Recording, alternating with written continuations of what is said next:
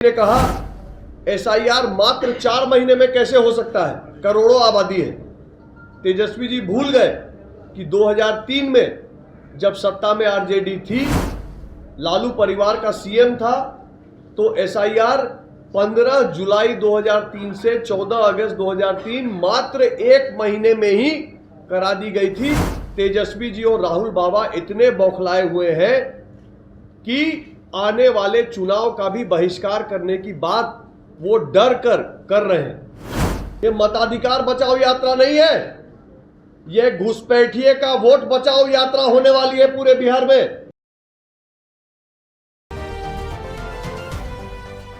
नमस्कार, स्वराज पोस्ट देख रहे हैं आप। मैं हूं आपके साथ आभा। देखिए, भारतीय जनता पार्टी के राष्ट्रीय प्रवक्ता ऋतुराज ने प्रेस कॉन्फ्रेंस किया और उन्होंने तेजस्वी यादव के एसआईआर पर जो आरोप था उन्होंने उसका झूठा करार दिया। देखिए, उन्होंने ऋतुराज ने साफ तौर पर कहा कि तेजस्वी यादव बौखलाहट में 45 दिनों में 15 बार पीसी कर चुके हैं। और उन्होंने ये भी कहा कि जब 2003 में एसआईआर हुआ था, उस समय लालू यादव की सरकार थी, उस समय एक ही महीने में जो है खत्म हो गया था और उस समय तो डिजिटल व्यवस्था भी नहीं थी। इसके साथ ही तेजस्वी यादव और राहुल गांधी की जो मत अधिकार बचाओ यात्रा है, इसको लेकर तंज कसते हुए उन्होंने कहा कि ये घुसपैठियों का वोट बचाओ यात्रा है। और क्या कुछ कहते नजर आ रहा है ऋतुराज, पहले आप उनके बयानों को सुनिए। जो विषय है वो है तेजस्वी यादव और राहुल गांधी जी की बौखलाहट। 45 दिनों में एसआईआर के मुद्दे पे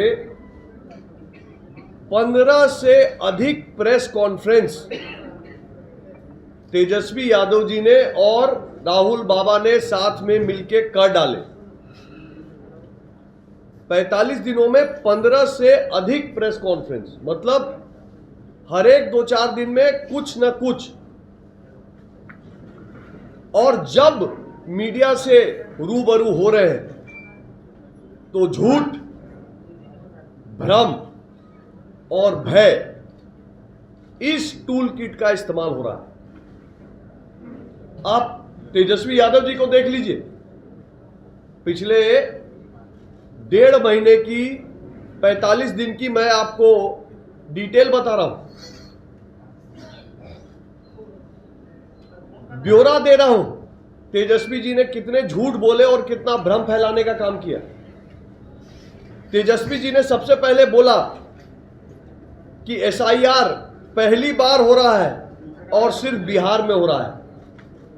तेजस्वी जी भूल गए कि एसआईआर लगातार आजादी के बाद 1952, 53, 54, 60s में 63, 64, 65, 80 के दशक में 82, उसके बाद 85, 86, 87, उसके बाद भी लगातार 2003 तक एसआईआर होता रहा है, देश के विभिन्न भागों में होता रहा है। तो पहला झूठ क्या बोला कि बिहार में हो रहा है, पहली बार हो रहा है।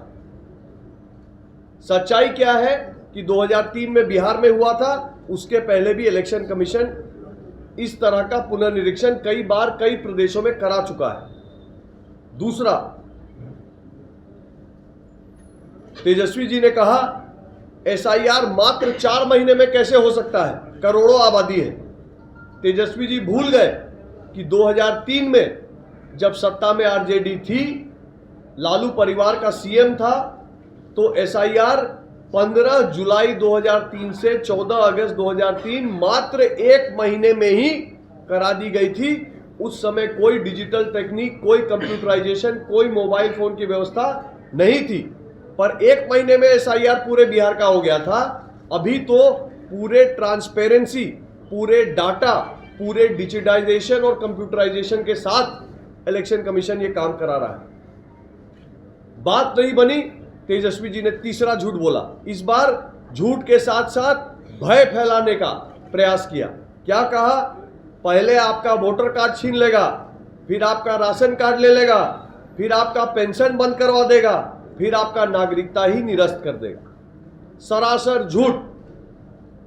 इलेक्शन कमीशन ने स्पष्ट किया कि एसआईआर प्रक्रिया का कोई लेना देना नागरिकता से और अन्य सुविधाओं से नहीं है।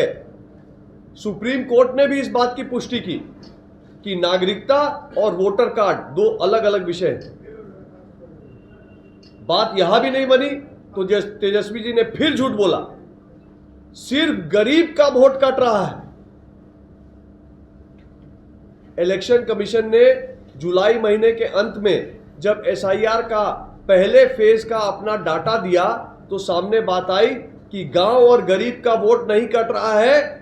शहरी क्षेत्र में भी जो लोग अब इस दुनिया में नहीं है या जिन्होंने 2 वोटर कार्ड बना रखे हैं, जो यहां से शिफ्ट हो चुके हैं, शहरी क्षेत्र में हो या ग्रामीण क्षेत्र में हो, बिना भेदभाव के, अमीर हो, साधारण हो, गरीब हो, बिना भेदभाव के, बिना जाति वर्ग धर्म देखे हुए एक टेक्निकल और पारदर्शी व्यवस्था इलेक्शन कमीशन करवा रहा है। तेजस्वी जी की बात यहां भी नहीं बनी तो तेजस्वी जी और आगे बढ़े। उन्होंने आरोप लगाया कि अरे भाई मेरा ही वोटर कार्ड डिलीट कर दिया, और सच्चाई क्या निकली? जग हंसाई हुई। तेजस्वी जी का एक नहीं 2 वोटर कार्ड इलेक्शन कमीशन ने बता दिया, और एक वोटर कार्ड तो फेक वोटर कार्ड है, जिस फेक वोटर कार्ड के आधार पर उन्होंने 20 का अपना चुनाव का नामांकन भरा है। मित्रों, मुद्दा यह नहीं है कि तेजस्वी जी झूठ बोल रहे हैं, यह तो हम सबको पता है। मुद्दा यह है कि इतनी हताशा का आलम क्यों है, बात इतनी क्यों बढ़ गई कि तेजस्वी जी और राहुल गांधी मिलकर अब संवैधानिक संस्था पे उंगली उठा रहे हैं। अब यहां तक कह रहे हैं कि वो सुप्रीम कोर्ट का बहिष्कार, इलेक्शन कमीशन का बहिष्कार करेंगे, चुनाव का ही बहिष्कार करेंगे। और मुझे तो यह भी संदेह है कि अगर सुप्रीम कोर्ट ने भी उनके मन लायक बात नहीं कही तो ये लोग जो झूठे संविधान की बात रोज रोज करते हैं, ये कहीं सुप्रीम कोर्ट के निर्णय को भी मानने से नकारना चालू ना करें, सुप्रीम कोर्ट के निर्णय पे भी सवालिया निशान ठोकने का काम ना करें। आज मैं आपके बीच में आया हूं एक मुख्य एजेंडा लेकर, और चर्चा ये करने के लिए कि आखिर क्यों तेजस्वी जी और राहुल बाबा इतने बौखलाए हुए हैं कि आने वाले चुनाव का भी बहिष्कार करने की बात वो डर कर रहे हैं। क्या तेजस्वी जी को इस बात का डर है कि जो घुसपैठिए हमारे सीमांचल क्षेत्र में घुसे हैं उनके हितों का संरक्षण हो, उनको बैकडोर से किसी तरह बिहार में वोटर बनाया जाए, बाद में उनको बिहार में नागरिक बनाया जाए?